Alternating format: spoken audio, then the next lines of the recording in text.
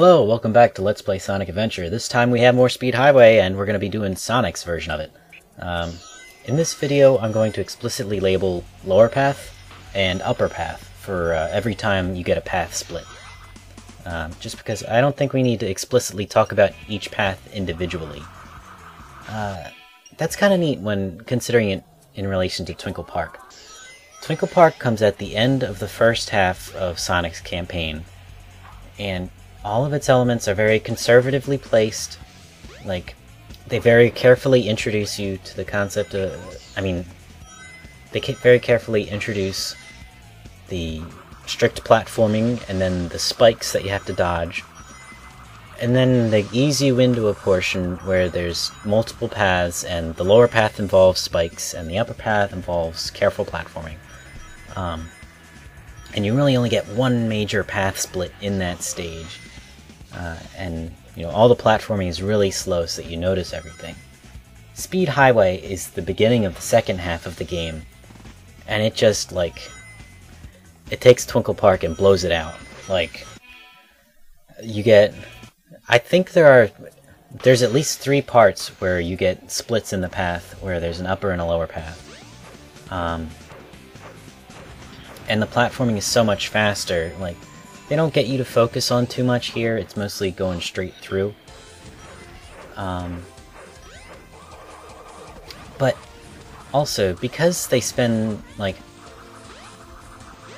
because you get so many path splits, you get so exposed to the idea, it's sort of... you begin to see the weaknesses of this approach, of this idea of multiple paths. Basically, in this stage, when you're on the upper path, in order to take the upper path, you need to pass a platforming test.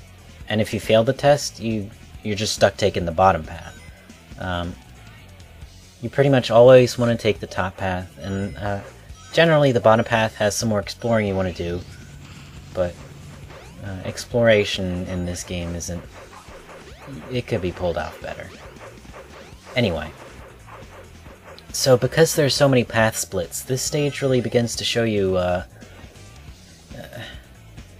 don't want to say it wears out the idea, because it's still a really fun stage, but when you look purely at the structure, you begin to see how primitive it is. Whereas, in the original Sonic the Hedgehog, this sort of explicit labeling of paths is something that Green Hill Zone totally buys into.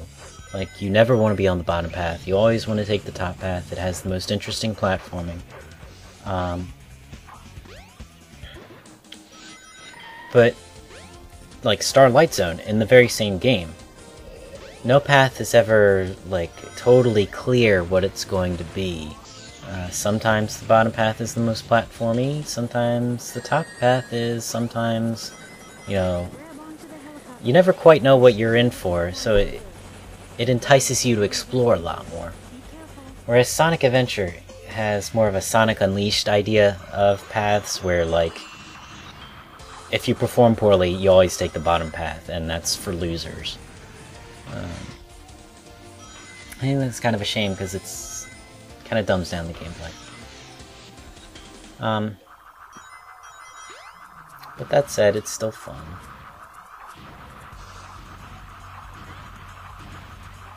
You'll notice I'm not talking too much about any of the specific level gimmicks, but honestly, there's platforms that move around. That's about it. In Speed Highway, like in most Sonic stages ever, the gimmicks are really just there. It's not about the gimmicks, it's how they're put on a path. Sonic is definitely all about structure. Anyway, looks like that's it for the first part, the first major part of the stage. Definitely part of what makes Speed Highway feel good is that there's a lot of enemies you can homing attack on. So a decent part of the platforming isn't jumping necessarily. Well, isn't landing on platforms necessarily. And this is just sort of a neat sequence. Yeah, it gets referenced in Sonic Adventure 2 in City Escape. Ah, speaking of escape from the city, here's the city we've got to escape from right now. So I just mentioned that when Sonic Adventure has has parallel paths, you always know the top path is the good one, etc, etc, etc.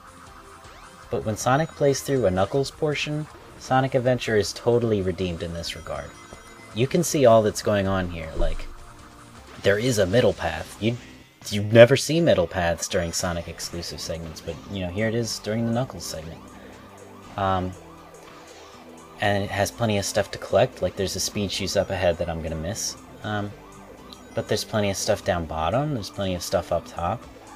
And certainly there's a faster way through the stage than, you know. But when it comes to collecting, you can go anywhere you want, pretty much. And they always keep in, like, you always have a sense of forward direction in mind. It's partially because of the arrows, but partially because everything feels like a detour. And also, the fact that everything feels like a detour is expressive of how everything feels like a choice. Like, I never get forced to take one path or another because I failed. It's more just, you know, I want to see what's over here. Oh, it's an extra life. That's cool. But that in itself is a double-edged sword, in that this is a segment that it's really easy just to run straight through, experience none of it, and that's not a challenge. I mean, you want some challenge in your video game. So while Sonic Adventure does balance out the different sensibilities of, you know, speed and challenge versus exploration, you get a little of each, but you never see all of it at the same time, and that, I think, like, that's the biggest regard where, the biggest sense in which Sonic Adventure lets you down. Anyway, Metal Sonic. And I guess this has become kind of a tradition. Here's Metal Sonic with the, A emblem.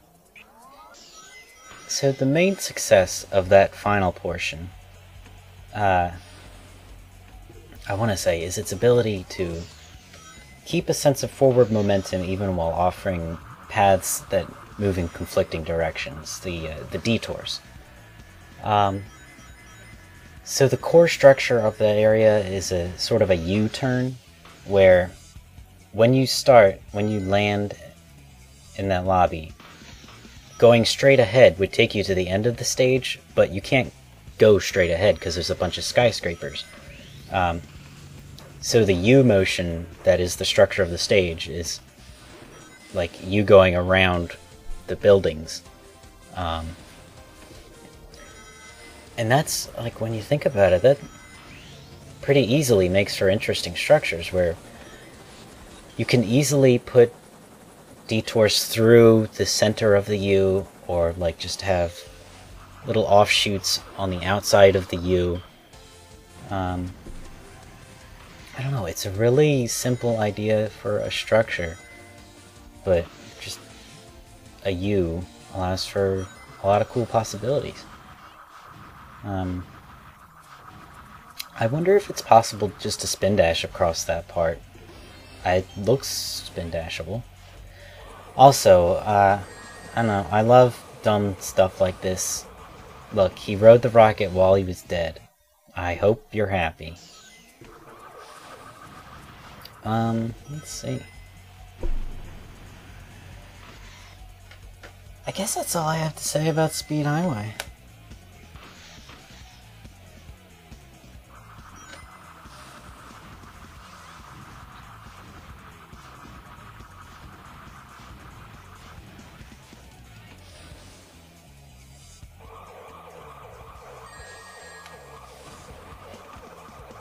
You know what? I keep re-recording segments because I'm not happy with them.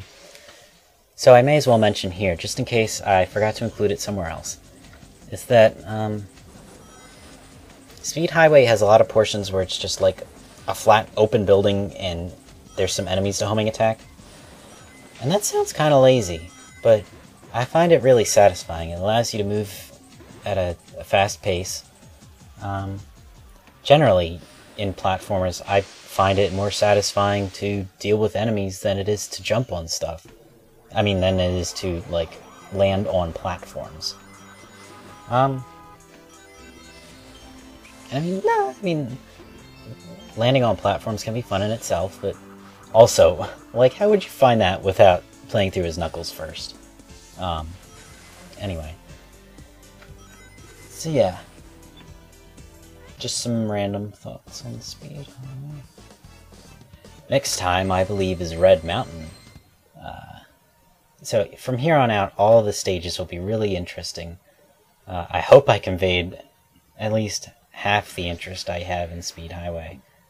Anyway, next time.